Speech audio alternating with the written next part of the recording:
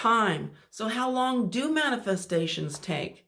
Hi, I am your host, Sky Cheyenne, and welcome back once again to Rebuild Reality, where as always, we talk about who we really are, why we're here, and how all of this stuff works. So I had a question from a viewer wanting to know my take on time. And I really want to tie manifestation into this because, let's face it, that's why we're all here, and that's usually why we want to understand time in the first place. Now, of course, science has known for a very long time that time is an illusion. And Einstein very famously said that the distinction between past, present, and future is nothing more than a stubbornly persistent illusion. And if we had an expanded awareness, we could view that. We could see the whole thing. You can think of it as like a drone, right? When a drone goes up in the air and it has that perspective, it can see like, oh, wow, I didn't know that was there. And well, they got a pool. And is that what's in their backyard? You can see things you could never see before. So you have a different perspective on it because you have an expanded awareness of it. And that's what it's like in the true reality, where everything is more like a film, like a movie, but it's all been done. And you can roll out the whole thing and you can see all of it. Where from here, we're only seeing one little snapshot at a time. We're seeing one piece at a time. And we tend to see time as more of a horizontal thing, where it's like a river. We're over here and we're going down it and we're going around these bends. We don't know what's around the next corner. We don't know what's going to happen. So, but time isn't horizontal.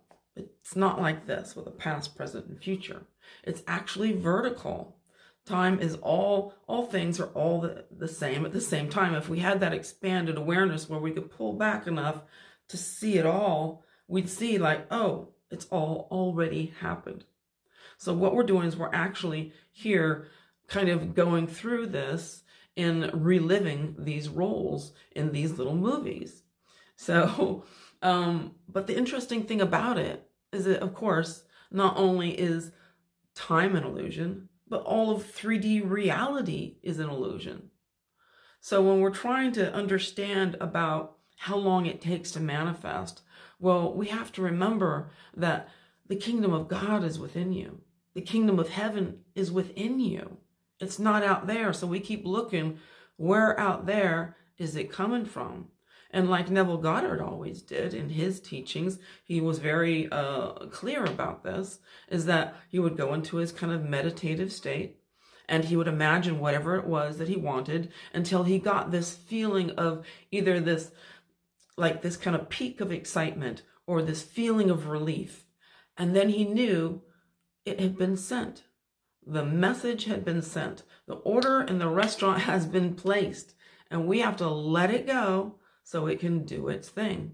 And then he didn't bother about it. He didn't really think about it. He just knew, he had that confidence to know that it's done. I'm not going to worry about it anymore. It's not a problem because, well, really, if there's no out there,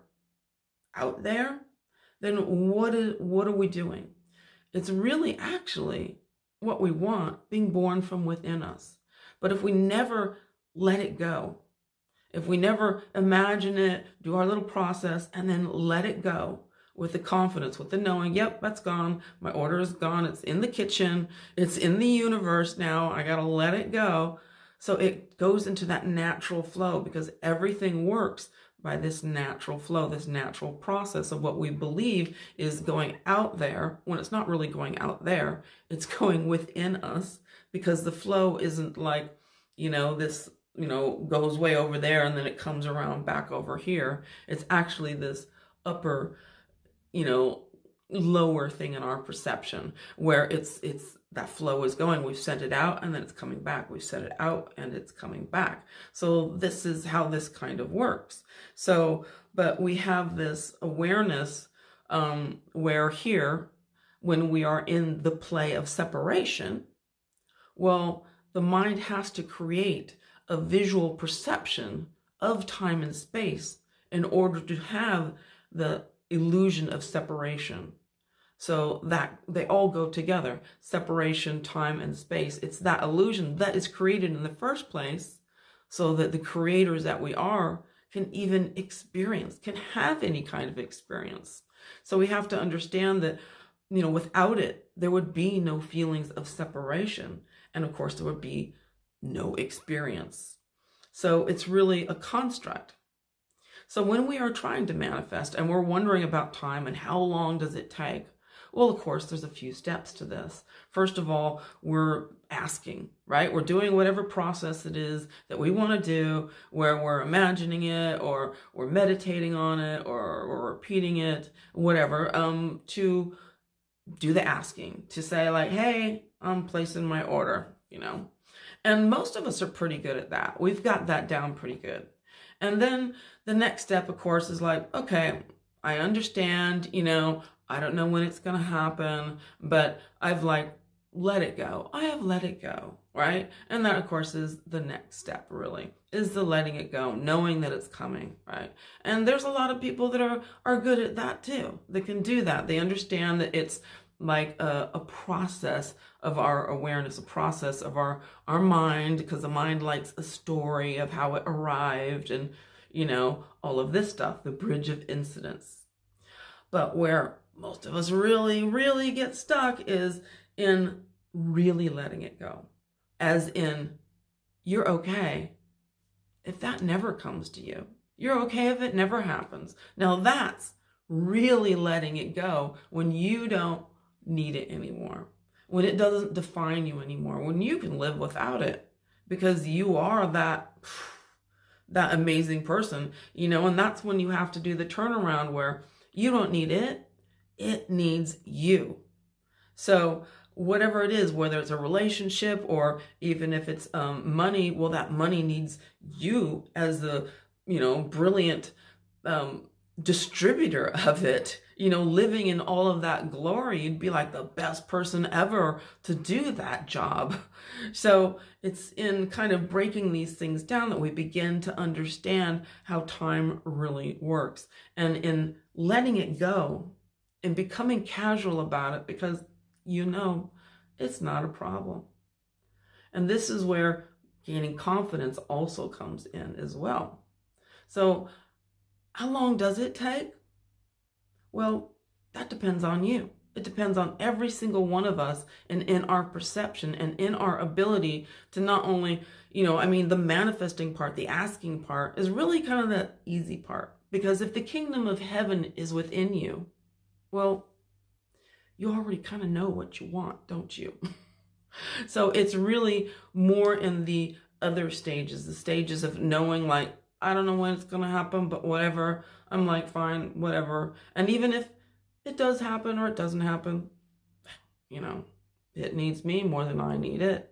So this is how time breaks down. It's just this construct that we need in order to have the experience. And it's nothing more than that. So just like 3D, time is also an illusion. And it's when we relax about that and remember, oh yeah, it's an illusion. It's okay to relax. It's okay to let go. Then we get into the flow of all these things. Then we stop hitting all these roadblocks that we keep putting up about how long does it take? How much time? Where is it? So if you switch things around, you live from that kind of place of perception, of expanded awareness, then time doesn't bother you so much. You understand it's not real anyway.